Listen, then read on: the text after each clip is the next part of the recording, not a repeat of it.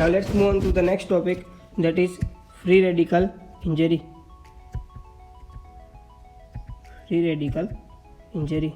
Remember, free radical injury is also called as ROS, that is reactive oxygen species. Reactive oxygen species. Remember, this free radical leads to the lipid peroxidation, which ultimately damages the cell membrane and leading to the cell death. Generally, there are many different ways of the generation of the free radicals. For example, it can be generated while the normal respiration, that is reduction oxidation reaction, or can be generated in case of the absorption of the radiant energy such as ionizing radiation such as UV or the X-rays, or can be through the rapid burst of the reactive oxygen species during the activation of the leukocyte in case of the inflammation, or through the enzymatic metabolism of exogenous chemicals or the drugs while the drug intact, or can be due to the transition metal whenever they donate or accept the electron, for example iron or the copper. This we will discuss later on. Now let's check out the mechanism or the process how the free radical injury occurs. So consider this as a normal cell. And as we know that oxygen is taken up by the cell. Now this oxygen is converted into the superoxide. This is superoxide. Normal oxygen is converted into the superoxide with the help of the poisons, or can be through the toxins or the reperfusion injury to the cell, or it can be any external factor. Now this superoxide is converted into the hydrogen peroxide. This is hydrogen peroxide. Conversion of the superoxide to peroxide is regulated by the SOD, that is superoxide dismutase. Later on, this hydrogen peroxide is converted into the hydroxyl ion in presence of the copper. While this reaction, the ferrous ion will convert it into the ferric ion. Remember or note this point, conversion of the hydrogen peroxide into the hydroxyl ion in presence of the copper and ferrous ion converted to the ferric ion. This reaction is called as Fenton's reaction. Important for the exam, mark it as an important one. This is known as Fenton's reaction. Now there is the generation of the hydroxyl ion. Remember this hydroxyl ion, it is the most potent free radical which will lead to the lipid peroxidation.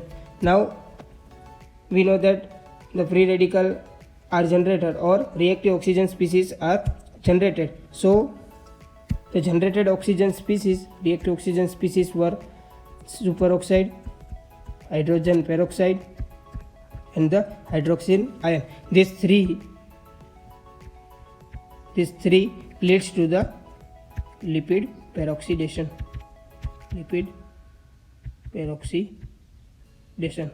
Or in another way, can I say increase in the reactive oxygen species or increase in the iron ion can lead to the lipid peroxidation. See, superoxide or hydrogen peroxide or the hydroxyl ion leads to the lipid peroxidation, which is ultimately reactive oxygen species. And how iron increment can lead to the lipid peroxidation?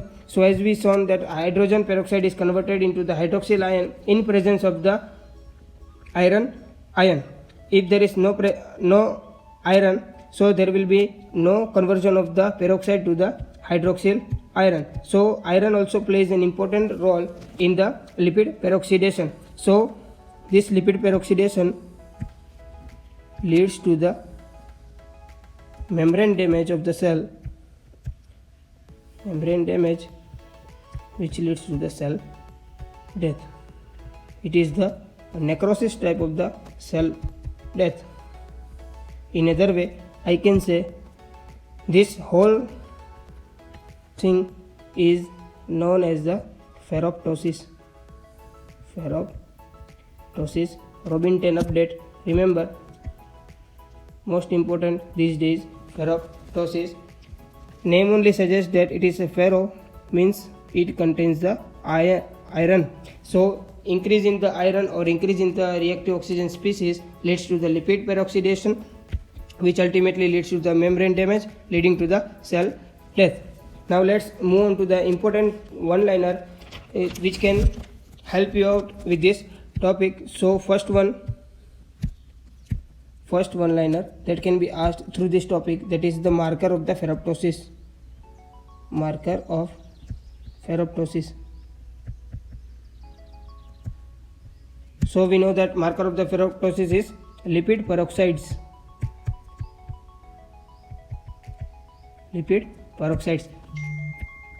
Second one, which is the master regulatory gene or the enzyme in case of the free radical injury.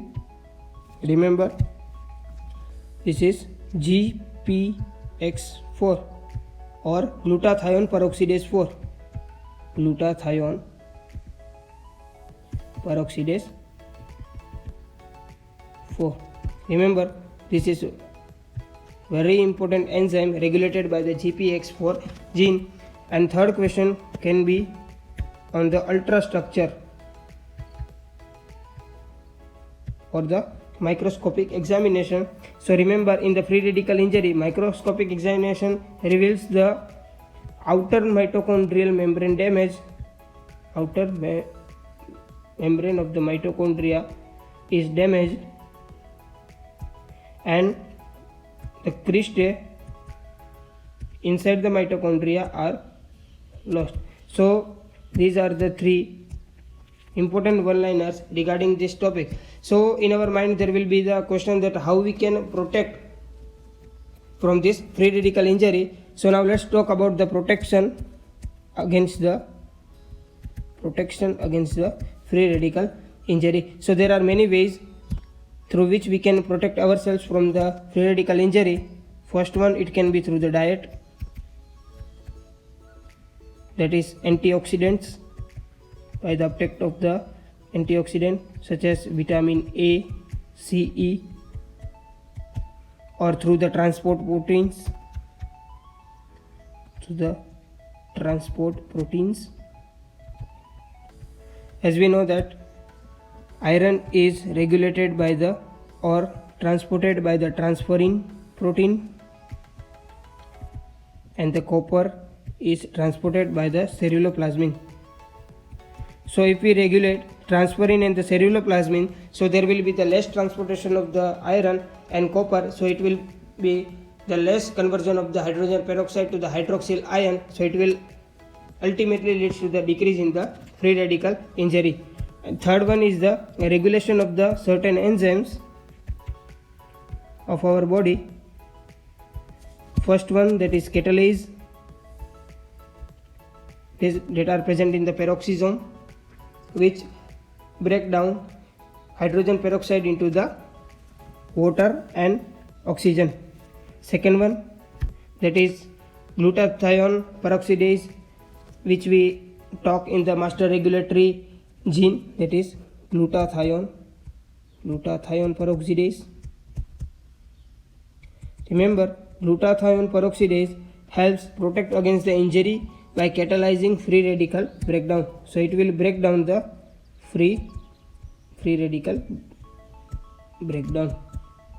And third one, that is, we know that SOD, that is superoxide dismutase, which helps conversion of the superoxide to the hydrogen peroxide. So conversion of the superoxide into the hydrogen peroxide is regulated by the SOD, that is superoxide dismutase, and the conversion of hydrogen peroxide to the hydroxyl ion, it is in presence of the copper and the iron. So remember, if we regulate the superoxide dismutase, so it will not convert superoxide to the hydrogen peroxide.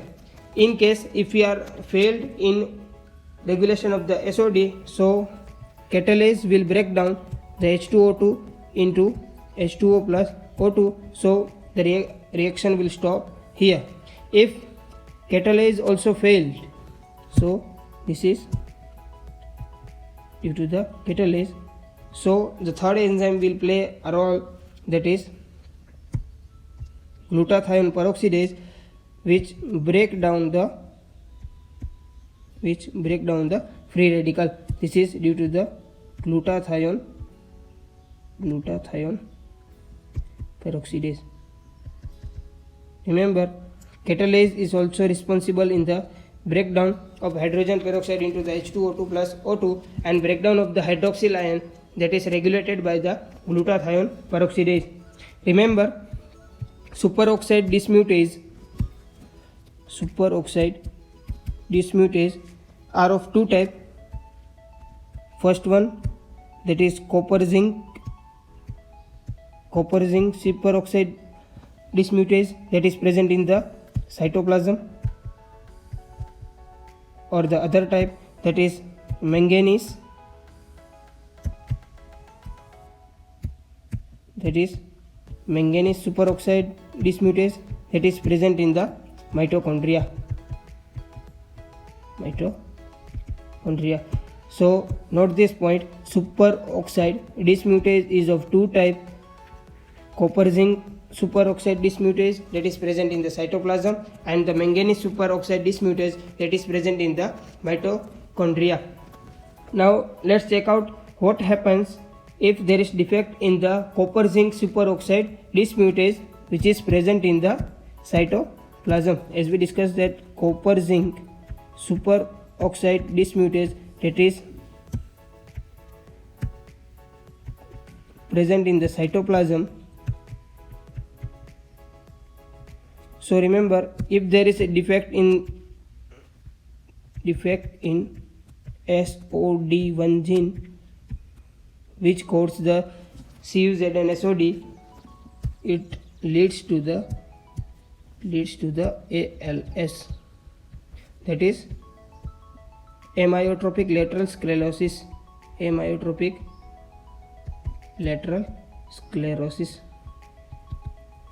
Remember, the microscopic examination of the ALS reveals the Bunina bodies. So microscopic examination reveals the Bunina bodies. Bunina bodies are nothing but these are the eosinophilic in nature, eosinophilic in nature, and they are intraneuronal inclusion in remaining lower motor neurons. They are present generally in the neurons. So remember, if there is a defect in the SOD1 gene which codes for the CUZ and SOD, so it will ultimately lead to the amyotrophic lateral sclerosis, which microscopic examination reveals Bunina bodies. Now let's check out the quick overview of the free radical injury through a pictorial representation. So in the picture we can see, as we discussed, that free radicals can be generated through the radiation or the respiration process. So in picture we can see how the radiation or the toxins or the reperfusion injury converts oxygen into the superoxide, which is converted into hydrogen peroxide by the superoxide dismutase, and H2O2 is converted into the hydroxyl ion in presence of the copper, and Fe2 plus Remember, Fe2 plus is converted into the Fe3 plus. Remember, this reaction is called as a Fenton's reaction. Note this point, it is known as the Fenton's reaction.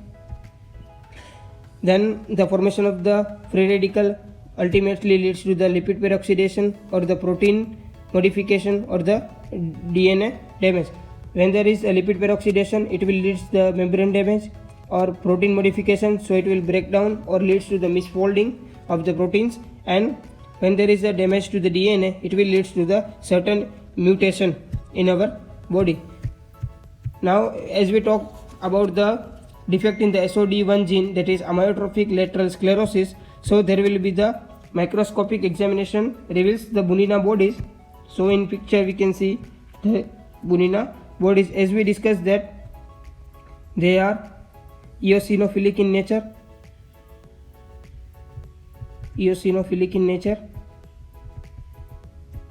and they are mostly intraneuronal.